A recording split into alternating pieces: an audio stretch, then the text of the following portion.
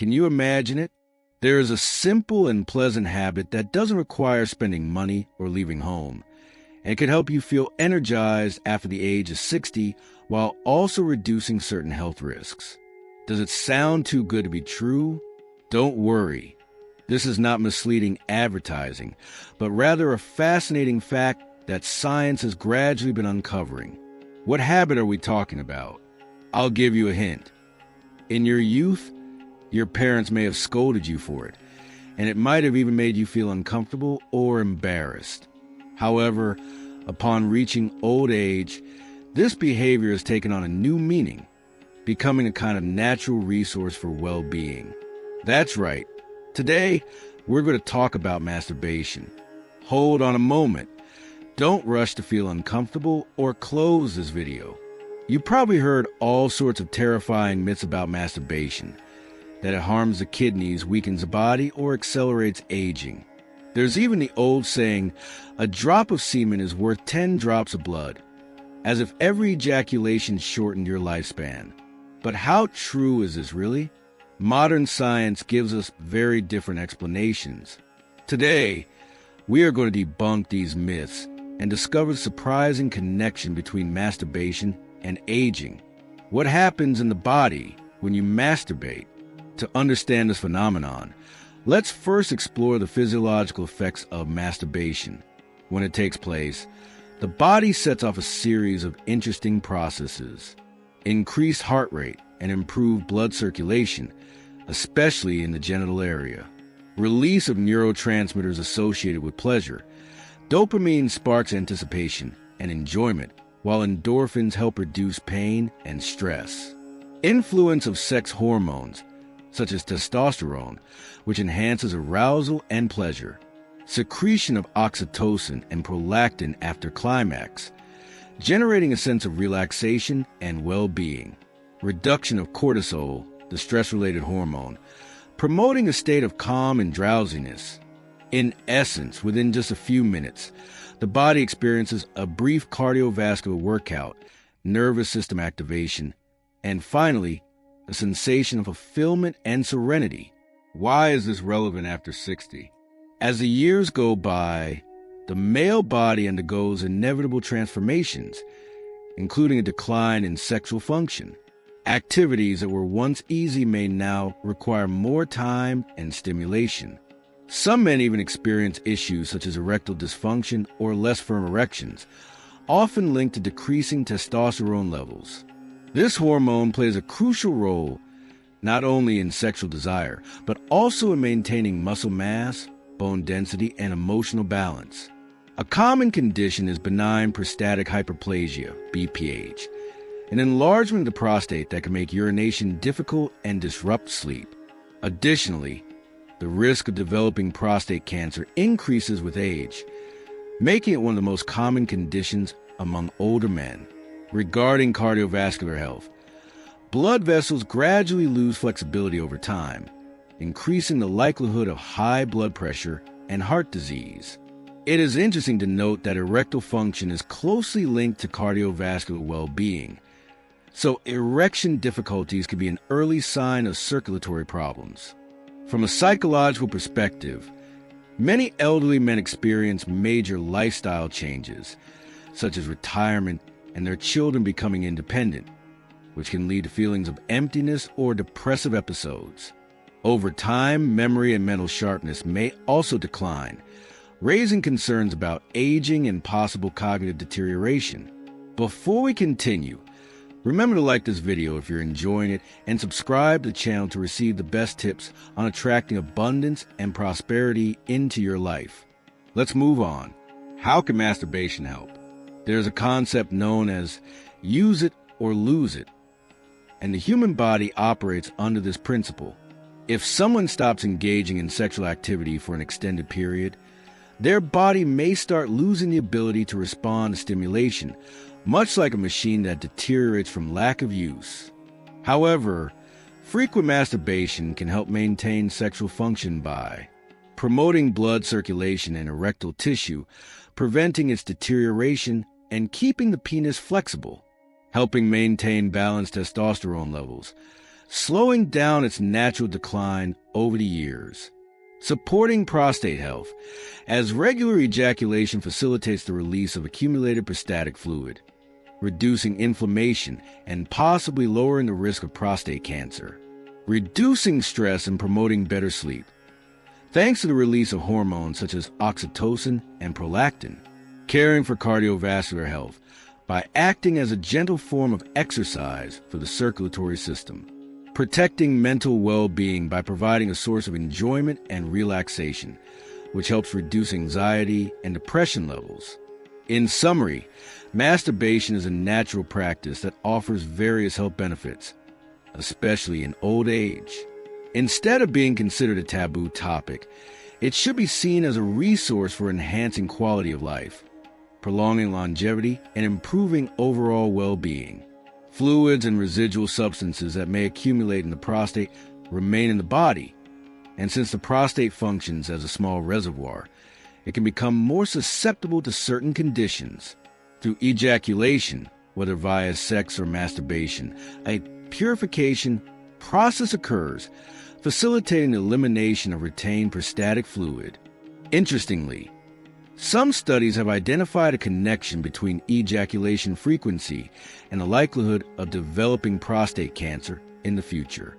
Research involving tens of thousands of men has shown that those who ejaculate more frequently during middle age have a lower incidence of this disease.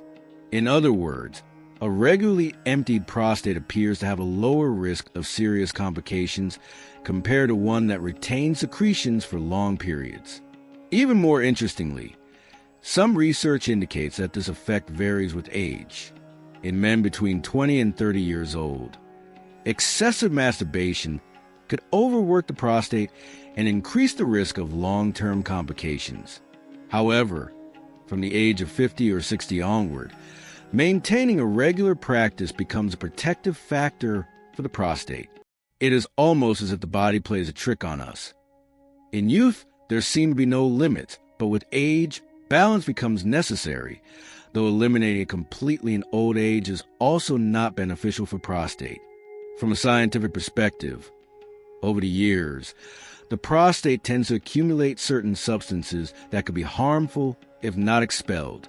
Ejaculation is the natural mechanism for removing them. Therefore, after the age of 60, rather than viewing the prostate as a delicate organ that should not be stimulated, it would be more beneficial to allow it occasional release through masturbation. This could be more advantageous than allowing these substances to build up without expelling them. A 60-year-old man may not run every day, but he can certainly maintain regular physical activity in private, right? In fact, research has shown a positive relationship between an active sex life, including masturbation, and better cardiovascular health. Older adults who maintain an active sex life tend to have more balanced blood pressure and a calmer mood, which in turn benefit heart health. Various studies have also shown that among patients who have experienced a heart attack, those who engage in weekly sexual activity, including masturbation, enjoy better cardiovascular health and a reduced risk of relapse compared to those with an almost non-existent sex life. This suggests that sexual activity may have a beneficial effect on heart recovery. Regarding concerns that an active sex life could pose a risk to the heart in old age, the truth is that as long as a person can climb stairs or walk without difficulty, self-stimulation represents only a mild to moderate level of exertion. If someone had a severe heart condition, their doctor would have already advised them to avoid strenuous physical activities or even consider a pacemaker. Therefore, for most healthy older adults, masturbation is not only not harmful, but may also contribute to improved blood circulation and heart function. That said, balance is key. If after an intense session you feel completely exhausted, as if you had just finished a marathon, it's a clear sign that your body needs a break. Paying attention to the signals your body sends you is essential. By the way, did you know that some long-term studies have revealed that men who experience orgasms more frequently tend to live longer? A well-known study found that men who climax more frequently had a mortality rate nearly 50% lower compared to those who did so sporadically. This could be because an active sex life is often associated with better overall health, or possibly because orgasms provide comprehensive benefits to the body, promoting hormonal balance, prostate health, and optimal cardiovascular function. In summary, if reaching climax can become a beneficial and pleasurable practice, why not incorporate it into one's routine? For many older adults suffering from insomnia, self-stimulation before bed could be a much more effective method than resorting to the traditional counting of sheep. As we mentioned earlier, orgasm releases oxytocin, a hormone that promotes a sense of tranquility, along with endorphins, which contribute to well-being and relaxation. These compounds work together to generate a feeling of comfort and calm, which aids in sleep. Many people have noticed that after reaching climax, their body relaxes, their eyes feel heavier, and sleep comes naturally. This effect is significantly more effective than tossing and turning in bed, trying to fall asleep. From an emotional perspective, masturbation can be seen as a dose of happiness without negative consequences. When someone is going through stressful, anxious, or sad moments, taking a moment for a personal pleasure can be an effective strategy for reducing tension. The release of dopamine during orgasm functions as a natural reward, generating a feeling of well-being and fulfillment. This benefit goes beyond mere temporary enjoyment. For people over 60, having a way to manage their emotions can help alleviate feelings of isolation and reduce the likelihood of experiencing depression. This is particularly relevant for those who live alone or have lost their partner, as self-exploration provides a form of intimate connection that allows them to continue enjoying their body in a safe and worry-free way. Moreover, there is no risk of contracting diseases or becoming involved in emotional conflicts. It is a way to experience pleasure with complete peace of mind and without concerns. Another positive, though lesser known, effect is pain relief. It has been proven that reaching orgasm can temporarily reduce discomfort such as joint pain or migraines due to the release of endorphins, which act as natural painkillers. For some older adults, this can represent a pleasurable and cost-free addition to their wellness routine. Of course, this is not to suggest that masturbation is a cure for illnesses, but it can be useful for temporarily alleviating physical and emotional discomfort, providing a moment of calm and well-being. Beyond the physical benefits, the brain may also reap advantages. Research conducted with older adults has shown that those who maintain an active sex life, including masturbation, tend to score better on memory and cognitive function tests compared to those with no sexual activity. This could be explained by the stimulation of neurotransmitters like dopamine or by the increased blood flow to the brain. Although further research in this area is needed, it is evident that enjoying a fulfilling sex life benefits mental health in old age and may even help slow cognitive decline. Finally, it is essential to recognize that the desire for intimacy and pleasure does not fade with age, despite social prejudices that prevent many from admitting it. The reality is that more than 60% of men and nearly half of women over 50 have engaged in self-stimulation in the past year. Embracing and enjoying the stage of life not only enhances well-being, but also represents a form of personal affirmation. When an older person grants themselves the right to experience pleasure through self-exploration, they reinforce a positive message to themselves. I still have the right to enjoy and feel comfortable in my own body. For this reason, far from being a taboo subject, masturbation in old age can become a valuable resource for maintaining both physical and emotional health, facing the changes of aging with greater ease. We have discussed the benefits of masturbation on several occasions. So you might wonder, if it offers so many advantages, why has it been viewed negatively throughout history? The answer lies in a long process of transformation in human thinking, one that is both puzzling and enlightening. Looking back several centuries, both in Eastern and Western cultures, masturbation was strongly condemned.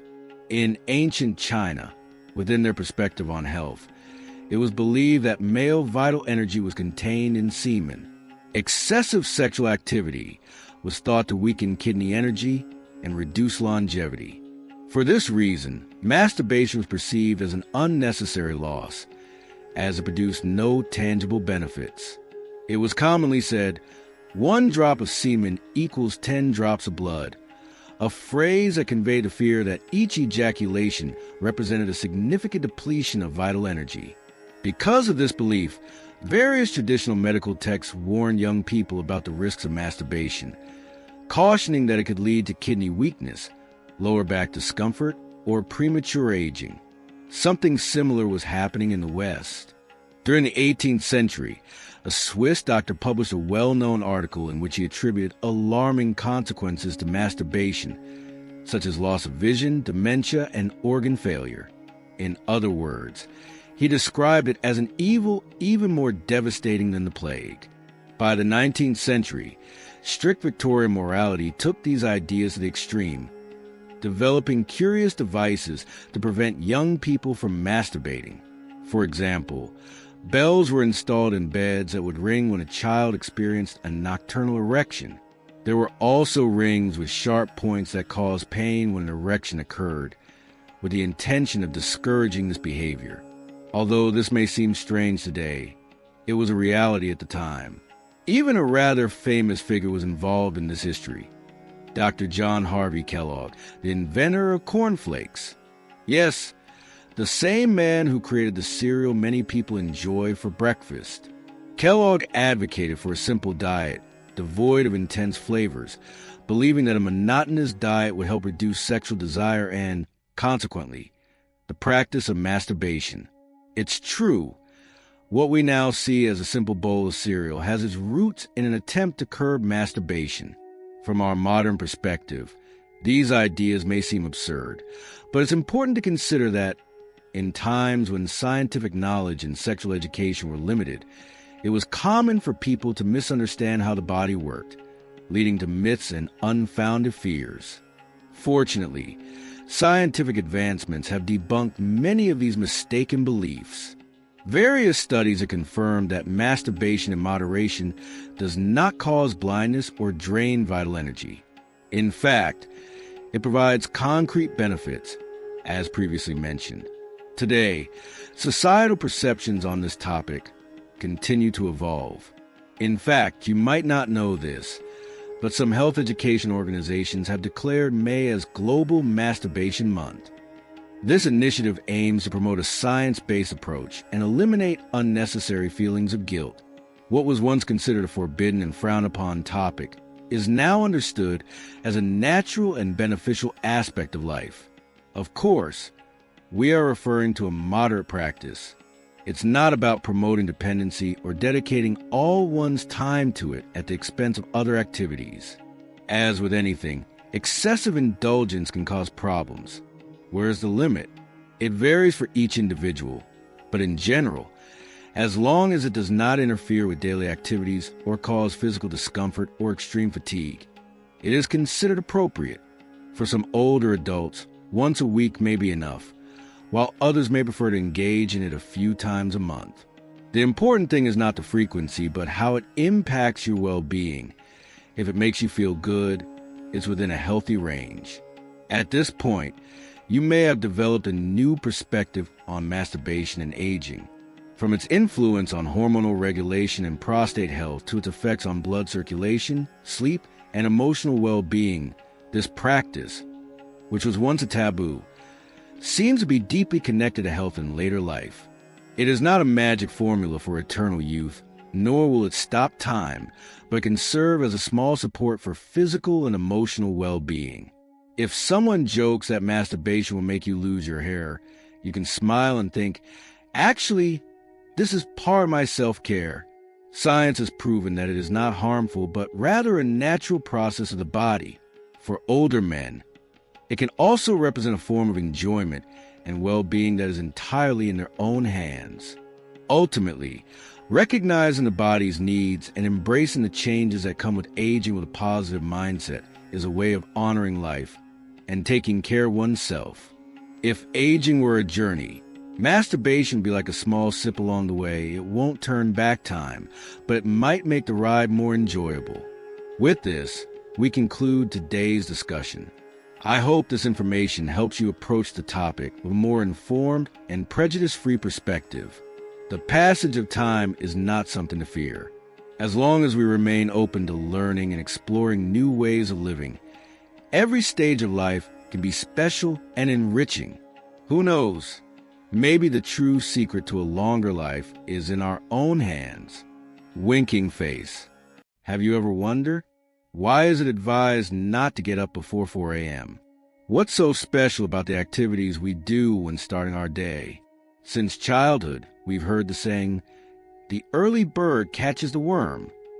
However, it's interesting to observe that some older people wake up very early and remain energetic, while others defend the idea that sleeping in later is more beneficial for well-being. As we age, our bodies require more careful attention. The early hours of the day are when our body is most vulnerable. The routines we follow at this time not only influence how we feel immediately, but they also have a lasting impact on our health over time. After hearing this information, you'll be able to identify which common morning habits among older people are beneficial for their health and which could be harmful. It's likely that some habits you thought were harmless are affecting your well-being without you noticing. I will also provide you with safe and effective morning practices to maintain a healthy aging process. By sharing this knowledge with your loved ones, more people will be able to enjoy a fulfilling and healthy life in their later years. This content is particularly relevant for people who tend to drink cold water right after waking up, exercise in the park early in the morning, take a shower as soon as they get up. I will explain why these habits could be harmful and how you can adjust them to better care for your health.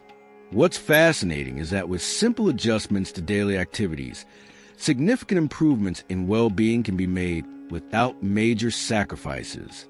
When you wake up, what's the first thing you do? Do you have a cup of coffee? Or do you prefer to go straight to washing your face? What if I told you there's something you should never do when you get up? Let's explore together in this analysis of healthy morning routines for older adults. Pay attention and reflect on how this information compares to your daily routine. It's likely that on several occasions you'll be surprised, say, "I used to do that too." By the end of this content, you may develop a new approach to starting your day from tomorrow.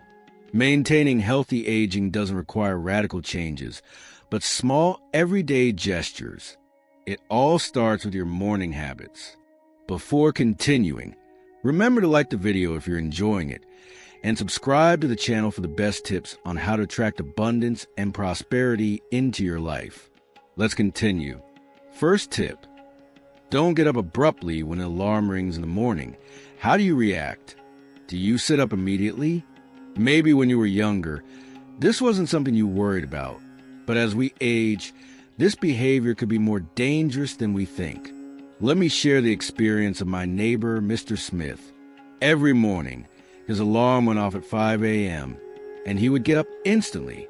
However, one day he started feeling extremely dizzy and ended up falling to the ground. Luckily, he didn't suffer serious injuries, but the hospital diagnosed him with orthostatic hypotension. The doctor told him something crucial. Over time, blood vessels lose elasticity.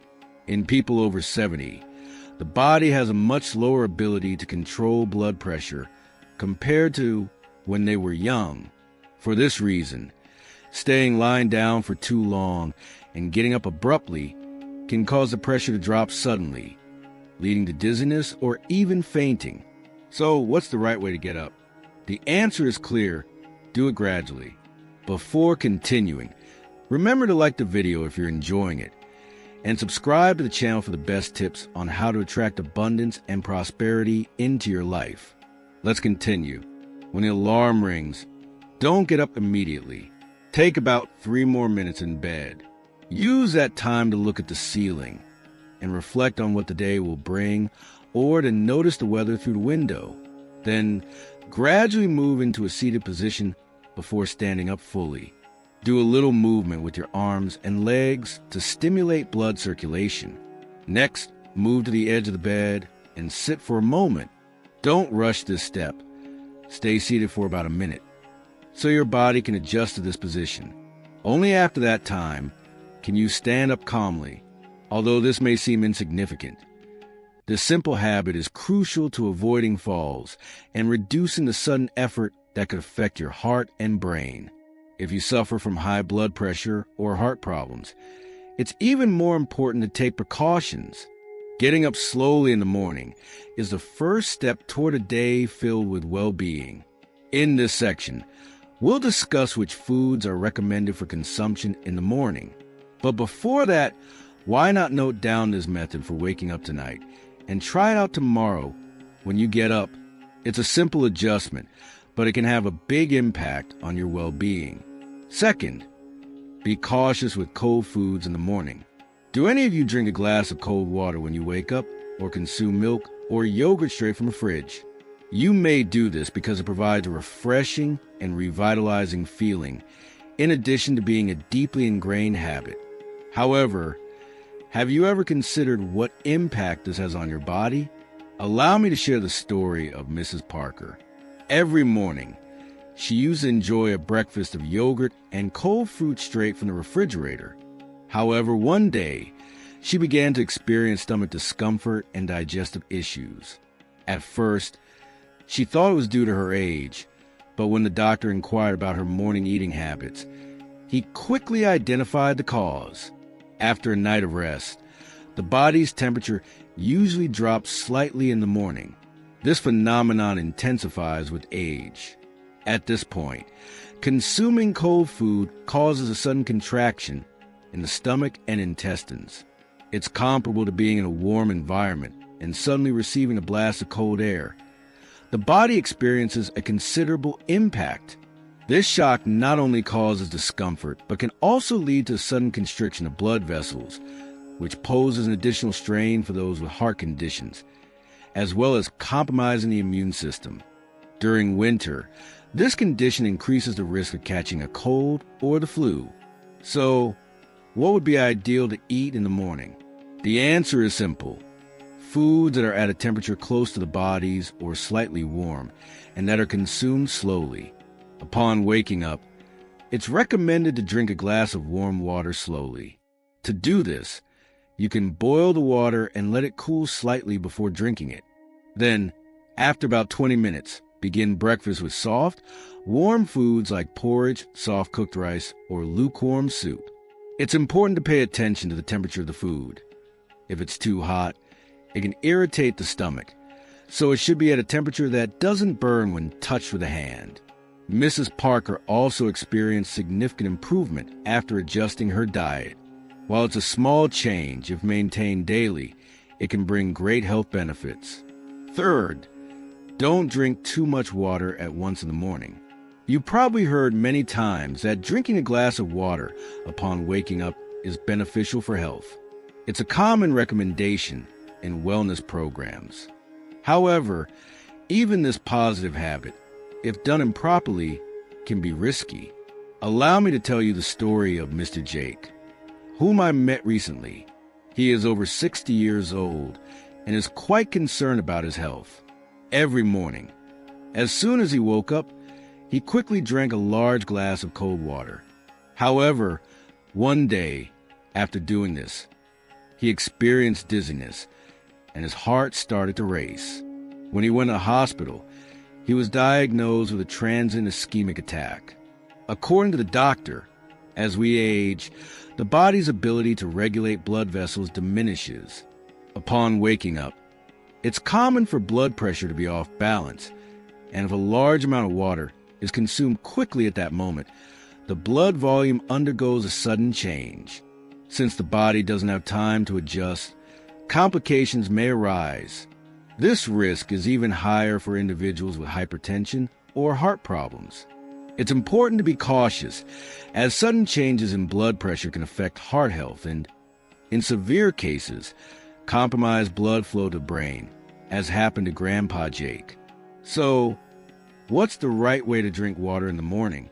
Are you curious? Don't worry. The procedure is simple. First, avoid drinking water immediately upon waking up. Wait about 10 minutes.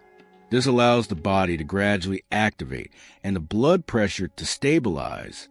Second, opt for warm or room temperature water instead of cold water, as cold water can cause sudden blood vessel contraction.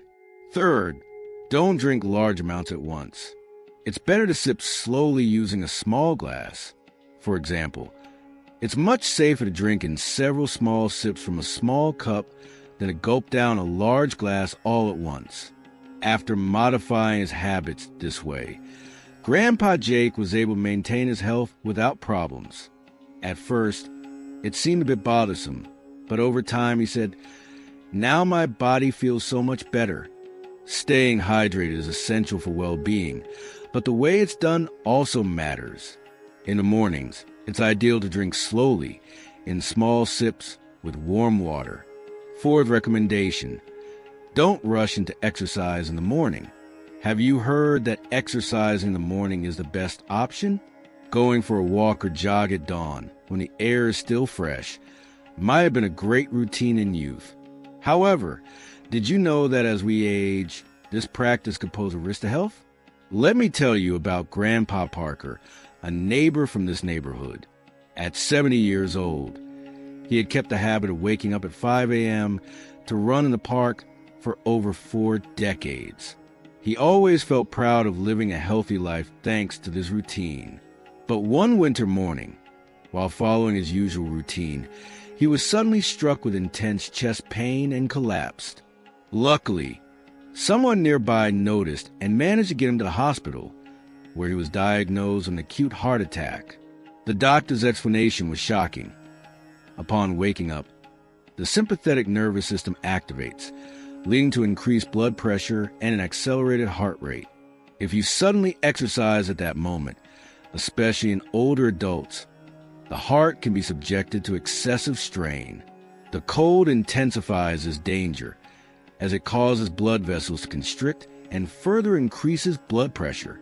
The reason Grandpa Parker collapsed, despite never having had problems for 4 decades, was that over the years, his blood vessels had lost their flexibility, and the accumulated strain eventually took its toll.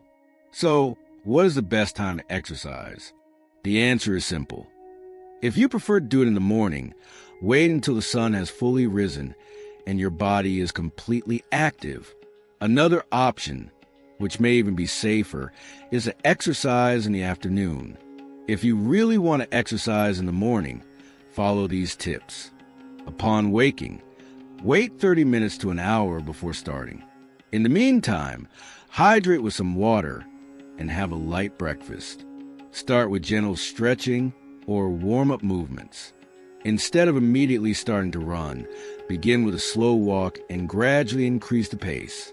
After being discharged from the hospital, Grandpa Parker followed his doctor's instructions and started exercising after 9 a.m., reducing the intensity. Since then, he has not faced any further health problems.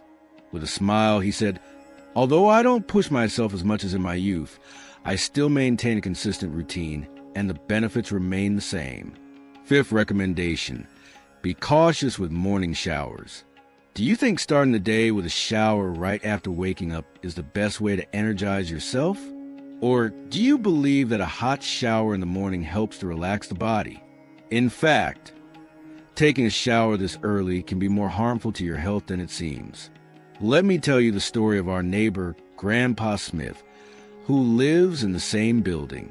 At 65 years old, he would always wake up at 5:30 a.m. to take a hot shower, as he claimed it cleared his mind. However, one day while showering, he suddenly lost his vision and fainted in the bathroom. Luckily, his wife, who was at home, heard an unusual sound, opened the bathroom door, and found him just in time. He was rushed to the hospital, where doctors confirmed that he had fainted due to low blood pressure.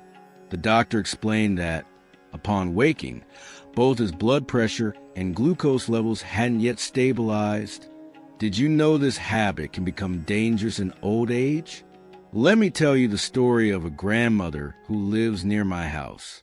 This woman, 65 years old, used to take a hot shower every morning because she said it made her body feel revitalized and ready to start the day.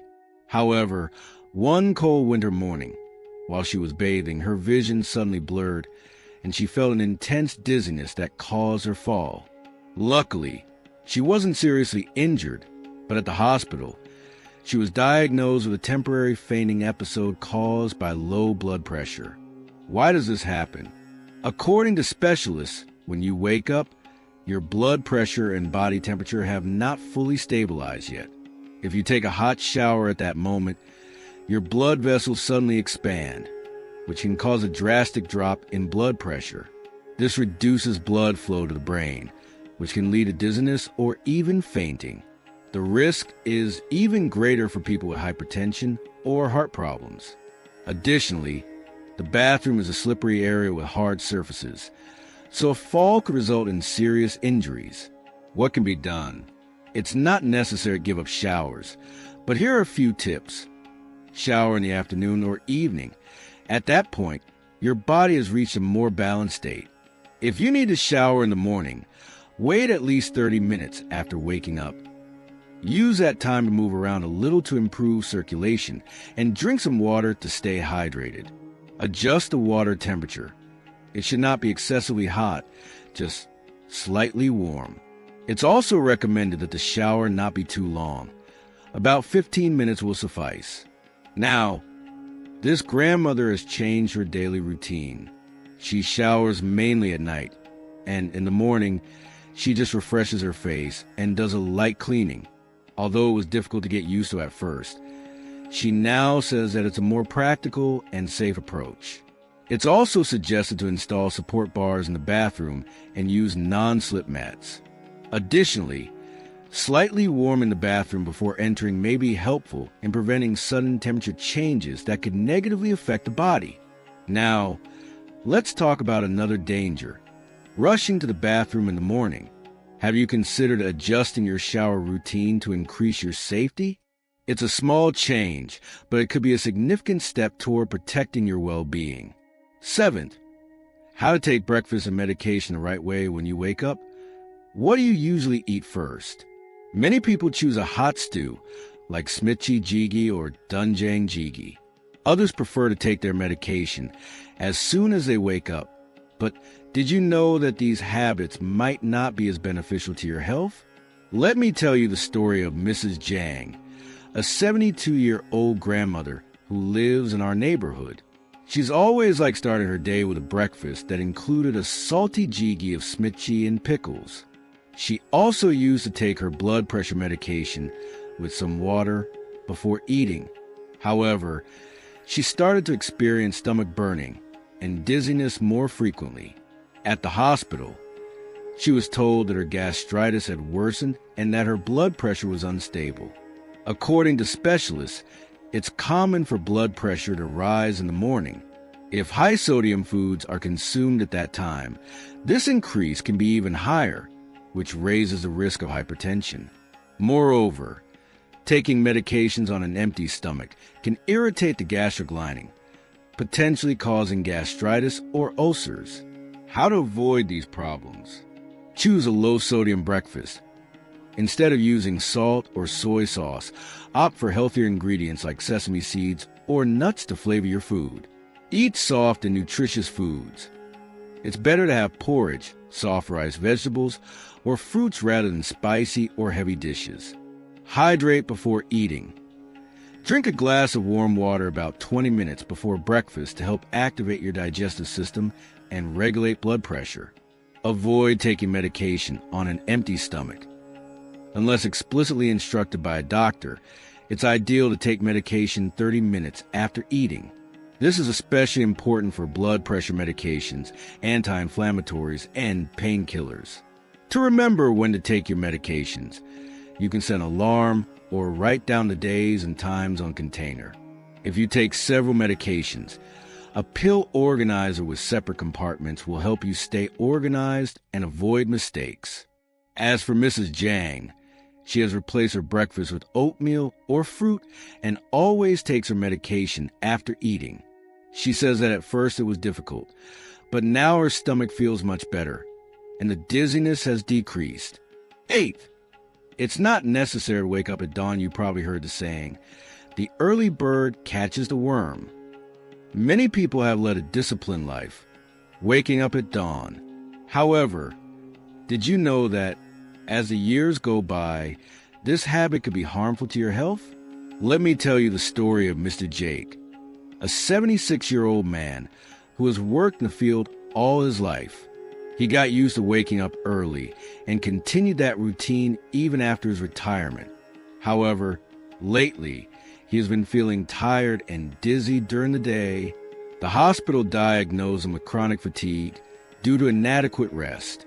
Specialists point out that as we age, the deep sleep phase decreases, and it's more common to wake up several times during the night. Therefore, even if you spend long hours in bed, you might not be getting truly restorative sleep.